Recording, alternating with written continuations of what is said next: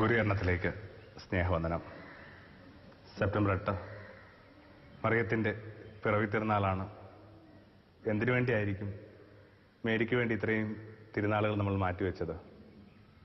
എന്തിനായിരിക്കണം മേരിയുടെ നാമത്തിൽ ഇത്രയും കുരിശുപള്ളികൾ? യാത്രയാണ്, ദീർഘമായ യാത്രയാണ്. ആ യാത്രയുടെ ഇടയിൽ ഒന്ന് അമ്മയെ തിരിഞ്ഞു നോക്കുന്നത് നല്ലതാണ്. സ്കൂളിലേക്ക് പോകുന്ന കുഞ്ഞുങ്ങൾ മഴയിൽ നിന്ന് അപ്പൻ്റെ കൈ പിടിച്ച് പോകുമ്പോൾ ഇടയ്ക്കിടയ്ക്ക് ഇങ്ങനെ ഉമ്മർത്ത് നിൽക്കുന്ന അമ്മയെ തിരിഞ്ഞു നോക്കുന്നത് പോലെ അതൊരു വലിയ ആശ്വാസമോ ബലോ. ഒന്നോർത്താൻ മനുഷ്യൻ്റെ എല്ലാ യാത്രകളും ആരംഭിക്കുന്നത് ഞാൻ അമ്മയിൽ നിന്നാണ്. ഗബ്രിയേൽ മാർക്സിൻ്റെ ആത്മകഥ ആരംഭിക്കുന്നത് അങ്ങനെയാണ്. അമ്മ എന്നോടൊപ്പം ഒരു യാത്രക്ക് വരാമെന്ന് സമ്മതിച്ചു. വീട് വിൽക്കുന്നതിനെക്കുറിച്ച് അന്വേഷിക്കാനായിരുന്നു അത്. യാത്രകളൊക്കെ ഇങ്ങനെ അമ്മയോടൊപ്പം ആരംഭിക്കുക. എല്ലാ യാത്രകളിലും ഈ അമ്മ നഷ്ടപ്പെട്ട ഒരാളുടെ തലം കിടപ്പുണ്ട്. നമുക്കറിയാം, ഭൂമിയിലേക്ക് വെച്ച് നമുക്ക് ഏറ്റവും സുരക്ഷിതത്വം നൽകിയ അനുഭവം എന്ന് പറയുന്നത് അമ്മയുടെ ഉദരത്തിലായിരുന്ന കാലമാണ്. അതിങ്ങനെ ഓരോ മനുഷ്യനും അവൻ്റെ സ്മൃതി കൊണ്ട് നടക്കുന്നുണ്ട്.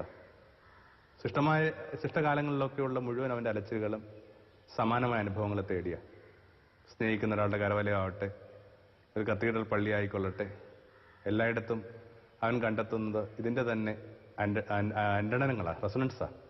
അതുകൊണ്ടാണല്ലോ ഒരു പള്ളിയെപ്പോലുള്ള കുറിച്ചുള്ള നിർവചനം പോലും അതാണ്: A cathedral is an extension of your mother's womb. സുരക്ഷിതത്വം തരുന്ന ഇടങ്ങളെക്കുറിച്ചുള്ള മനുഷ്യൻ്റെ ചില സങ്കല്പങ്ങൾ ഇങ്ങനെ അമ്മയുമായിട്ട് പിണഞ്ഞു കിടക്കുക, അല്ലെങ്കിൽ അമ്മയിൽ മാത്രം കണ്ടെത്തുന്ന ചില സുരക്ഷിതത്വങ്ങൾ. അമ്മ ജീവിതത്തിൻ്റെ അക്കൗണ്ടബിളായിട്ടൊരു ഇടമാണ് നമുക്ക്. അമ്മ അറിയാനെന്നുള്ള ജോൺ അബ്രഹാമിൻ്റെ പ്രശസ്തമായ ചലച്ചിത്രം ഏതാണ്ടൊരു ശൈലി കണക്കായിട്ടുണ്ട് ഇപ്പോൾ. അമ്മ അറിയുക, അമ്മയെ അറിയിക്കേണ്ട കാര്യങ്ങൾ, അമ്മ അറിയാൻ പാടില്ലാത്ത കാര്യങ്ങൾ എന്നൊക്കെ നമുക്ക് ചില ധാരണകളൊക്കെ ഉണ്ട്. ഞാൻ ഓർക്കുന്നുണ്ട്, ഫൈൻ ആർട്സിൽ ശില്പകലയിൽ പരിശീലിച്ചുകൊണ്ടിരുന്ന എൻ്റെ ഒരു സ്നേഹിതൻ ഒരു പൊതുവേദിയിൽ ഒരുപക്ഷെ അവൻ വെക്കാൻ തയ്യാറാകാതിരുന്ന ഒരു ശില്പം അവൻ്റെ കരിക്കുലത്തിൻ്റെ ഭാഗമായിട്ട്, പഠനത്തിൻ്റെ ഭാഗമായിട്ട് അവൻ ചെയ്തു. അമ്മ 2-3 ദിവസങ്ങളിൽ അവനോടൊപ്പം പാർക്കാനായിട്ട് വന്നു. ഈ ചിത്രം നിശ്ചയമായിട്ട് അമ്മ കാണാൻ പാടില്ല, ഈ ശില്പം.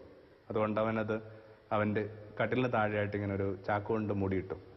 അമ്മ എല്ലായിടവും വൃത്തിയാക്കുന്ന കൂട്ടത്തിൽ ഇതും കണ്ടു. ഈ ചാക്കെടുത്ത് മാറ്റി ലജ്ജാഭാരത്തോട് നിൽക്കുന്ന മകനോട് അമ്മ പറഞ്ഞു, നീ എന്തുകൊണ്ടാണ് അത് മറച്ചു വെച്ചത്? അപ്പം അവൻ പറഞ്ഞു, അമ്മ കാണുന്നത് ശരിയല്ലെന്ന് തോന്നി. അപ്പോൾ അമ്മ, നാട്ടുമ്പുറത്തുകാരെ അമ്മ അവൻ്റെ കണ്ണുകളിലേക്ക് നോക്കിയിട്ട് ചോദിച്ചു, അമ്മ അറിയരുതാത്ത കാര്യങ്ങൾ, അമ്മ കണ്ടാൽ ശരിയാകാത്ത കാര്യങ്ങൾ മക്കൾ എന്തിനാ ചെയ്യുന്നത്? അതിങ്ങനെ ജീവിതം ഉടനീളം ഒരു ചെക്ക. അമ്മയെന്ന് പറയുന്ന ഒന്ന് അതിങ്ങനെ അമ്മ ഫിസിക്കലായിട്ട് ഉണ്ടാവണമെന്ന് പോലുമില്ല. ഇപ്പം നെരുതയുടെ കാര്യത്തിലാണെങ്കിൽ നെരുതെ തൻ്റെ ആത്മകഥയിൽ അമ്മയെ അനുസ്മരിക്കുമ്പോൾ പറയുന്നുണ്ട്, അമ്മ എനിക്ക് ഓർമ്മ വെക്കുന്നതിനൊക്കെ അമ്മ മരിച്ചുപോയി. എൻ്റെ ഓർമ്മയിൽ ആകപ്പാടുള്ളത് ഇങ്ങനെ ആൽബത്തിൽ അമ്മയുടെ ചിത്രം മാത്രമാണ്. അമ്മ കവിതകൾ എഴുതിയിരുന്നൊക്കെ ആയിട്ട് ഞാൻ കേട്ടിട്ടുണ്ട്, പക്ഷെ അതിലൊന്നുപോലും ഞാൻ കണ്ടിട്ടില്ല. എനിക്കറിയാവുന്ന ആകപ്പാട് ഈ കറുത്ത വസ്ത്രം ധരിച്ച് മെല്ലിച്ചൊരു സ്ത്രീ ഇങ്ങനെ പുറത്തേക്ക് നോക്കിയിരിക്കുന്ന ചിത്രം മാത്രമാണ്. എന്നിട്ടും എൻ്റെ കണ്ണു തുറന്ന അമ്മയാണ്. അമ്മ ഒരു ഫിസിക്കലായ റിയാലിറ്റി പോലും കാണുന്നില്ല. അതിങ്ങനെ പ്രപഞ്ചമൊക്കെ ആയിട്ട് ബന്ധപ്പെട്ട്, ഈശ്വരനൊക്കെ ആയിട്ട് ബന്ധപ്പെട്ട് നമുക്ക് ലഭിക്കാവുന്ന ഒരു പ്രതീകം, ഒരു പദം മാത്രം അമ്മയെന്ന് തോന്നുന്നു. അമ്മയെക്കുറിച്ച് സമൃദ്ധമായ ഓർമ്മകൾ എല്ലാവരും കൊണ്ട് നടക്കുന്നുണ്ട്. ആർക്കാണ് അതില്ലാത്തത്? അപൂർവം ചിലർക്ക് അതിൻ്റെ ഭാഗ്യമില്ലെങ്കിൽ പോലും അതിങ്ങനെ എല്ലാ നിയമങ്ങൾക്കുമുള്ളൊരു എക്സെപ്ഷനായിട്ട് മാത്രം എടുത്താൽ മതി. എല്ലാ നിയമങ്ങൾക്കകത്തും, സയൻസിലെ നിയമങ്ങൾക്ക് പോലും നിരക്കാത്ത ചില കാര്യങ്ങൾ സംഭവിക്കുന്നുണ്ടല്ലോ. അത് പൊതുനിയമമായിട്ട് ബന്ധപ്പെടുത്തി വായിക്കേണ്ടതല്ല. എല്ലാവരുടെയും ഓർമ്മകളിൽ ഇങ്ങനെ അമ്മ നിൽപ്പുണ്ട്. ഒരുപക്ഷെ മനുഷ്യനിങ്ങനെ കുറേ പച്ചപ്പൂടി സൂക്ഷിക്കുന്ന അമ്മയുടെ സ്മൃതിയാണ്. ടി പത്മനാഭൻ്റെയൊക്കെ കഥകളായിരിക്കണം ഒരുപക്ഷെ മലയാളത്തിലെ ഏറ്റവും ഭംഗിയുള്ള കഥകൾ.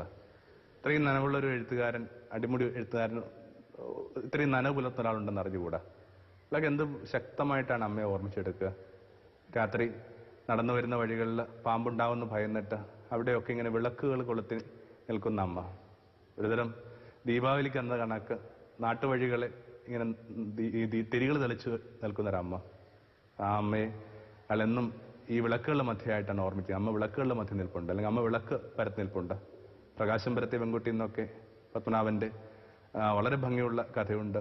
അതിനകത്തൊക്കെ ഈ അമ്മ വിളക്കുമായിട്ട് നിൽക്കുന്നതിൻ്റെ ചെറിയ നിഴലങ്ങളും, അല്ലെങ്കിൽ ചെറിയ പ്രകാശമുള്ള നിഴൽ വന്നു വീണിട്ടുണ്ടെന്ന് ഞാൻ കരുതുന്നു. എന്തിനകത്തും അമ്മ വലിയൊരു സ്വാധീനമായിട്ട് നിൽപ്പുണ്ട്. ഒത്തിരി കാലത്തെ തടവുവാസത്തിന് ശേഷം രാത്രി വീട്ടിലേക്ക് വരുമ്പോൾ തൻ്റെ ഭക്ഷണമേശയിൽ തനിക്ക് വേണ്ടിയുള്ള കൃത്യമായ ചോറും വിളമ്പി വെച്ചിരിക്കുന്ന അമ്മയെക്കുറിച്ച് ബഷീർ പറയുന്നുണ്ട്. അമ്മ, ഞാൻ വരുമെന്ന് അമ്മയ്ക്ക് അറിയാമായിരുന്നു. അപ്പം അമ്മ പറഞ്ഞു, നീ വരുമെന്ന് എനിക്കറിയാം, പക്ഷെ ഇന്നാണെന്ന് എനിക്ക് അറിഞ്ഞുകൂടാ. നീ തടവിലായ അന്ന് മുതൽ എല്ലാ ദിവസവും എല്ലാ രാത്രിയിലും ഞാൻ ചെയ്തുകൊണ്ടിരിക്കുന്നത് അത് തന്നെയാണ്. ഇങ്ങനെ മനുഷ്യൻ തിരിച്ചു വിളിക്കുന്ന, മനുഷ്യൻ അവന്റെ നനവിലേക്ക് സൂക്ഷിക്കുന്ന, അവനെ സ്പിരിച്വലാക്കുന്ന എന്തോ ഒന്ന് ഈ അമ്മ സങ്കല്പത്തിനകത്തുണ്ട്. അതുകൊണ്ടൊക്കെ ആയിരിക്കണം ഈ അമ്മ സങ്കല്പങ്ങൾ നഷ്ടമാകുമ്പോൾ മനുഷ്യൻ അവനെ തന്നെ ഇങ്ങനെ വല്ലാതെ അപരനെ കണക്ക് ജീവിക്കേണ്ടതായിട്ട് വരുന്നുണ്ട്. ആ പേരിലൊരു പുസ്തകം പോലും ഉണ്ട്, ഔട്ട് സൈഡർ, അപരൻ. അതിനകത്ത് ഒരു വളരെ പ്രധാനപ്പെട്ട ഒരു വിചാരം ഇതാണ്: അമ്മ മരിച്ചു. അമ്മ മരിച്ചെന്ന് ഒരു ടെലഗ്രാം കിട്ടുന്നുണ്ട്. പക്ഷെ അതിനെക്കുറിച്ച് മകനിങ്ങനെ ആലോചിക്കുന്ന ഇങ്ങനെയാണ്: അമ്മ മരിച്ചത് ഇന്നലെയോ ഇന്നോ അറിയില്ല, അമ്മ മരിച്ചത് ഇന്നലെയോ ഇന്നോ അറിയില്ല. അപ്പൊ അത്രയും ഇങ്ങനെ അമ്മയുമായിട്ടൊക്കെ ഇങ്ങനെ ഭയങ്കരമായിട്ട് അകന്നുപോയ മനുഷ്യൻ, അവന് തീർച്ചയായിട്ടും അവനവന് തന്നെ കുറെ കഴിയുമ്പോൾ ഒരു ഔട്ട് സൈഡർ കണക്ക് അനുഭവപ്പെടേണ്ടതായിട്ടുണ്ട്. അവനവന് തന്നെ അനുഭവിക്കേണ്ടി വരുന്ന ഒരു അപരിചിത്വമുണ്ട്. മിക്കവാറും ഈ ക്രൈമിനൊക്കെ പിന്നിലായിട്ട് ഈ അമ്മ കൈവിട്ട് പോയ കുഞ്ഞുങ്ങൾ, അമ്മ അറിയാതെ പോയ കുഞ്ഞുങ്ങളെന്നൊക്കെ ഉള്ള ചില ധാരണകളുണ്ട്.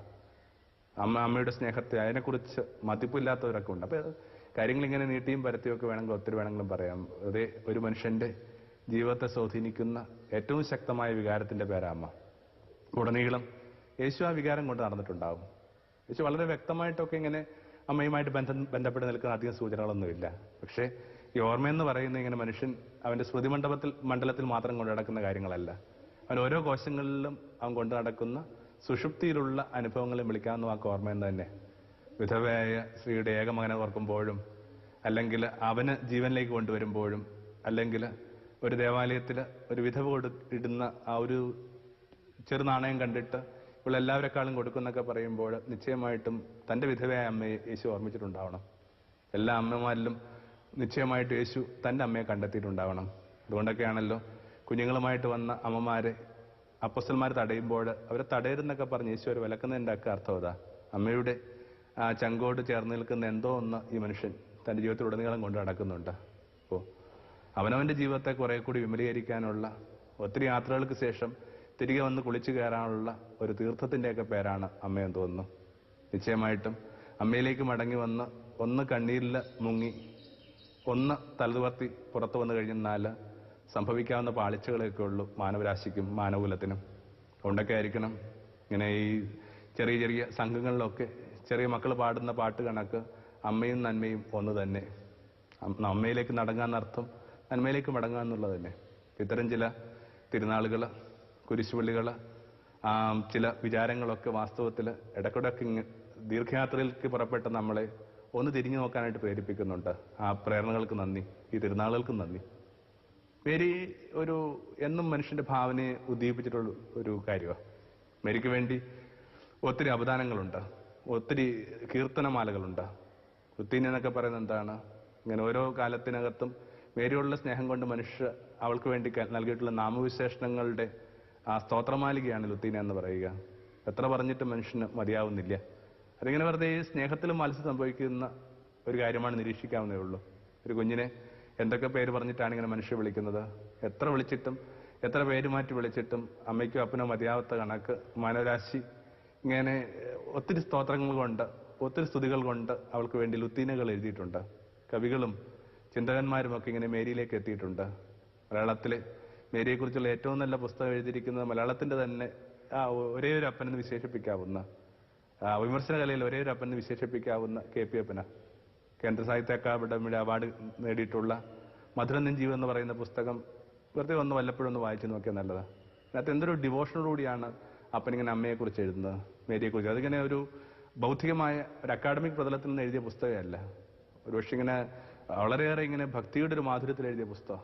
അപ്പം ഇങ്ങനെ മേരിയിലേക്ക് മനസ്സുകൊണ്ട് ചിന്ത കൊണ്ടൊക്കെ അണഞ്ഞ ഒത്തിരി പേരുണ്ട്.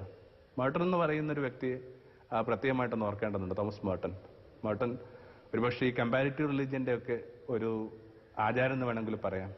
ആ ഒരു 50കളിലും 60കളിലും ഒക്കെ ഈ മനുഷ്യൻ ഇങ്ങനെ ബുദ്ധിസവുമൊക്കെ ആയിട്ട് ബന്ധപ്പെട്ട് ക്രിസ്ത്യാനിറ്റി വായിക്കാനായിട്ട് ശ്രമിച്ചൊരു മനുഷ്യനാണ്. അതിനുവേണ്ടി ഒത്തിരി സഞ്ചരിച്ചിട്ടുള്ള മനുഷ്യനാണ്. കവിയായിരുന്നു, മിസ്റ്റിക് ആയിരുന്നു. ഒരു പ്രത്യേക സാഹചര്യത്തിൽ ഇദ്ദേഹം മരിച്ചതായിട്ട് കണ്ടു. അതുപോലും ഇതിന്റെ ഇങ്ങനെ ഒരു ഇന്റർ റിലീജിയസ് ഒരു സമ്മേളനത്തിന് പോയ ബാങ്കോക്കിൽ വെച്ച് ഇദ്ദേഹം മരിക്കുക. അപ്പൊ മേർട്ടൺ മേരിയെക്കുറിച്ച് ഒത്തിരി അവദാനങ്ങൾ എഴുതിയിട്ടുണ്ട്. അതിനകത്ത് മേരിയെക്കുറിച്ച് എഴുതിയിട്ടുള്ള ഒരു കവിതയുണ്ട്. ആ കവിതയുടെ ടൈറ്റിൽ ഇങ്ങനെയാണ്: Mary compared, blessed virgin Mary compared to a window. അത് ഒരു പക്ഷേ നല്ലൊരു സൂചനയാണ് തോന്നുന്നു. ഇന്ന് ആ മേരിയെ ഓർമ്മിക്കുന്ന ഈ ദിവസം വെറുതെ ആ പ്രതീകവുമായി ബന്ധപ്പെടുത്തി ഒന്ന് മേരിയെ വായിച്ചാൽ നല്ലതാണ്. Blessed virgin Mary compared to a window.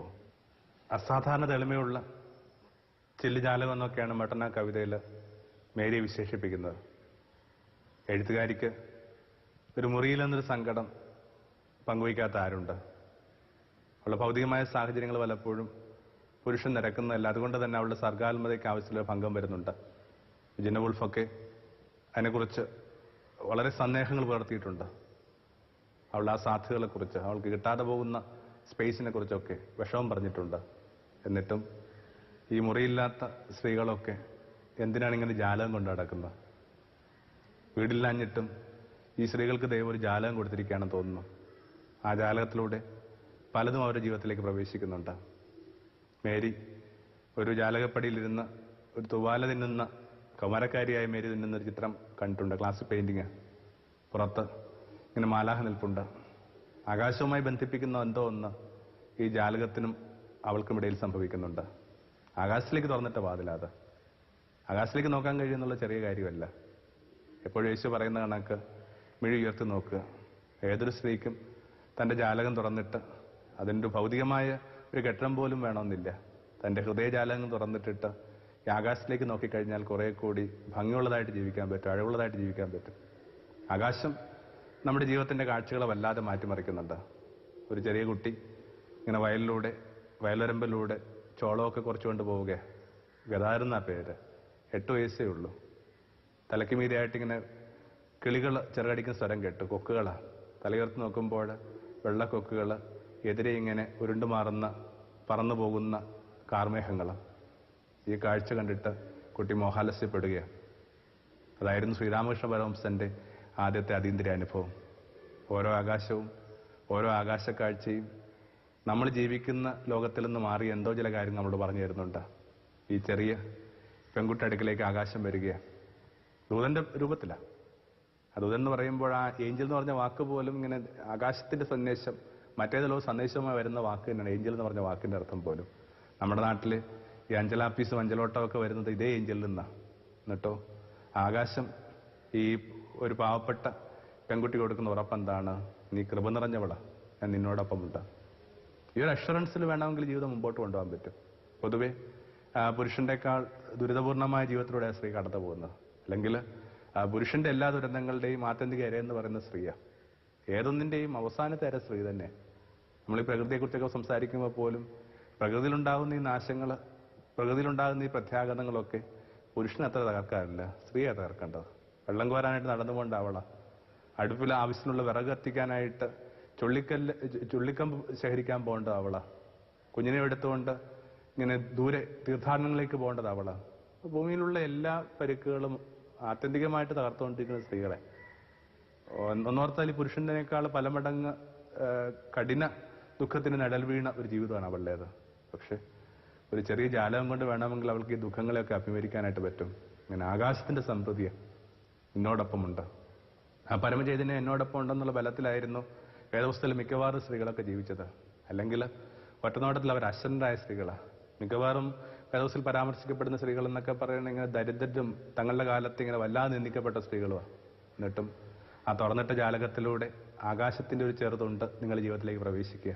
അപ്പൊ ഭംഗിയുള്ള ജാലകവുമായി ബന്ധപ്പെട്ട ആദ്യത്തെ വിചാരം ഇതാണ്: സ്വർഗം ആ ജാലകത്തിലൂടെ പറന്നു വരികയാണ്. എന്നിട്ട് പറയാൻ ഞാൻ നിന്നിൽ ജീവിക്കാൻ പോവുകയാണ്. ഇതൊക്കെ മേരിയുടെ കാര്യത്തിൽ നമുക്ക് വളരെ അക്ഷരാർത്ഥത്തിൽ എടുക്കാവുന്നേ ഉള്ളൂ. പക്ഷേ ഏതൊരു സ്ത്രീക്കും അതിനകത്ത് ധ്യാനിക്കാനായിട്ട് ചില കാര്യങ്ങളൊക്കെ ഉണ്ട്.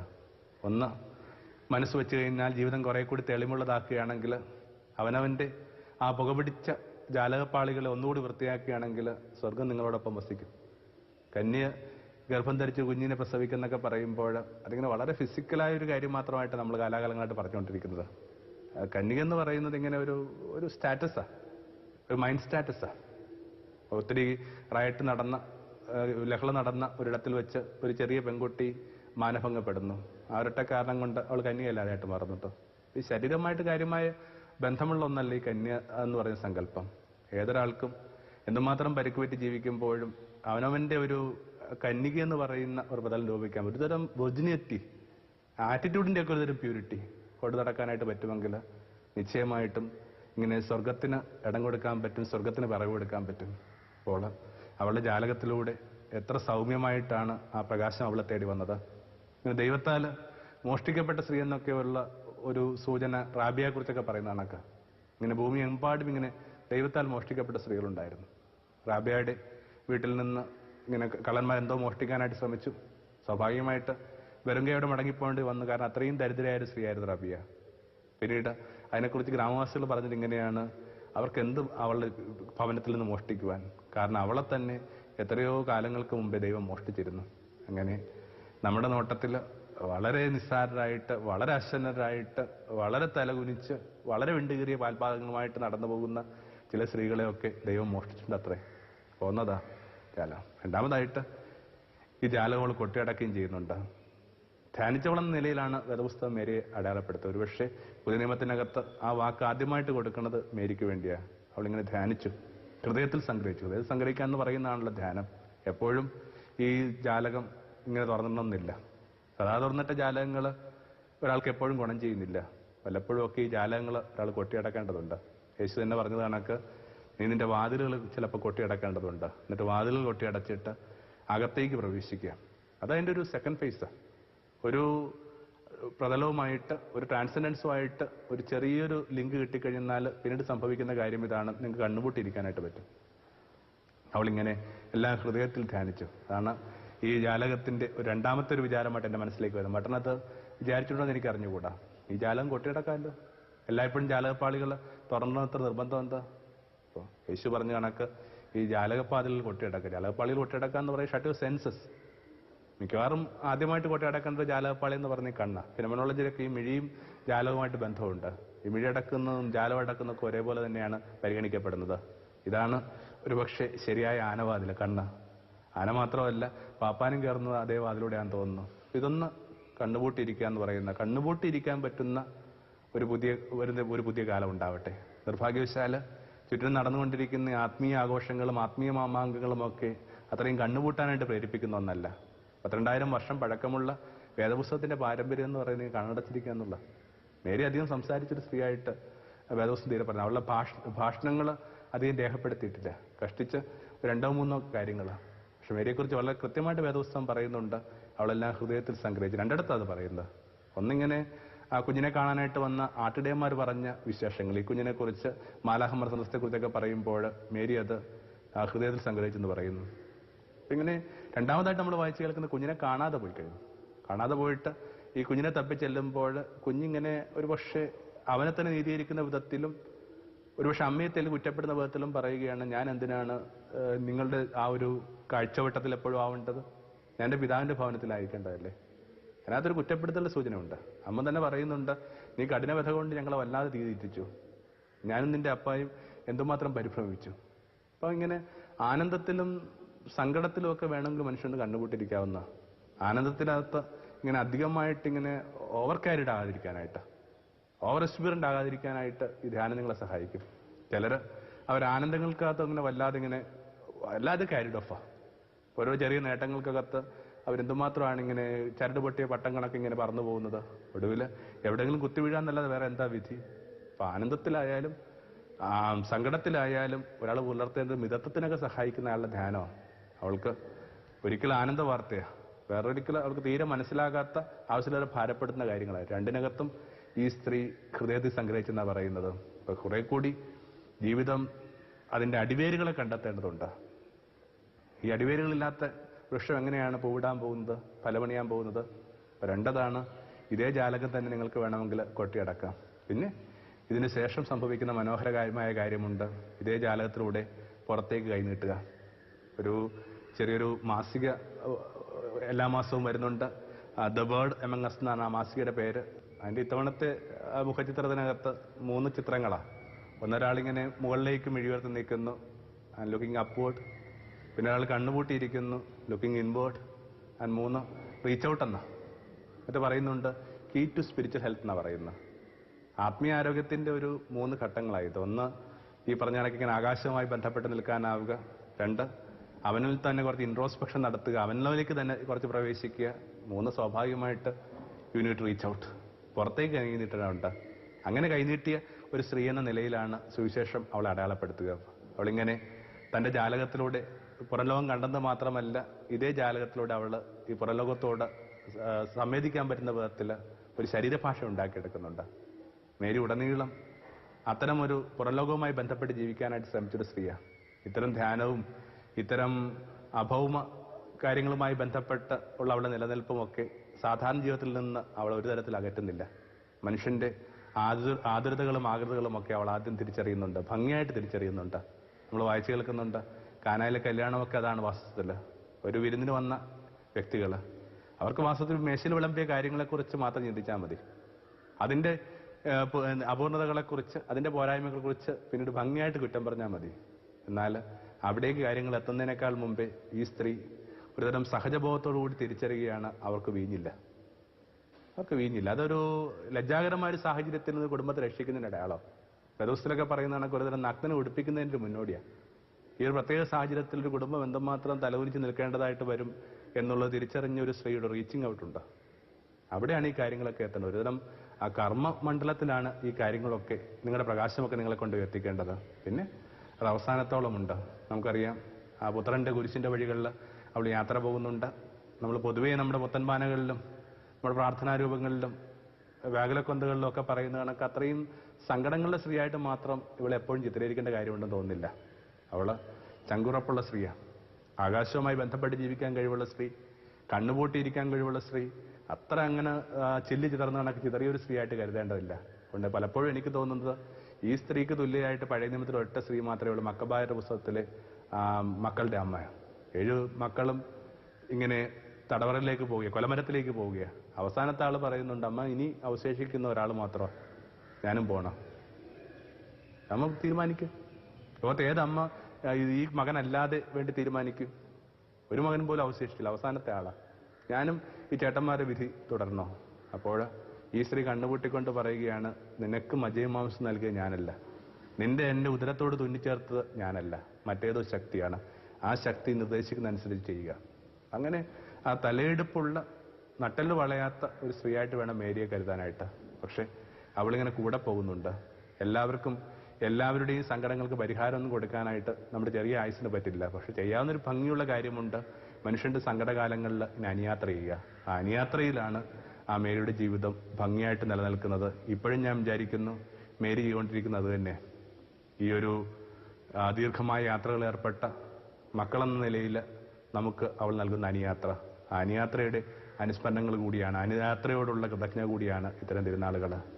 മേരി വെച്ച് നീട്ടുന്ന ആ ഒത്തിരി പാഠങ്ങളിൽ നിന്ന്, മേരിയെക്കുറിച്ച് അതിൻ്റെ പുസ്തകം പോലുമുണ്ട്, ഗോഡ്സ് ബിലവഡ് പാരബിൾ, ദൈവത്തിൻ്റെ പ്രിയപ്പെട്ട ഉപമയാണ് മേരി. അങ്ങനെയെങ്കിൽ മേരി എന്ന് പറയുന്ന ആ സ്ത്രീ വെച്ച് നീട്ടുന്ന ഒത്തിരി പാഠങ്ങൾക്കകത്തുനിന്ന് ഇന്ന് ഈ ഒരു പാഠം കൂടി നമുക്ക് ചങ്കോട് ചേർത്ത് പിടിക്കാം. Mary compared to a window, ഭംഗിയുള്ള ഒരു ജാലകത്തിന്റെ പേരാണ് മേരി. ജീവിതം പ്രഭാമയം സന്നിധാനം.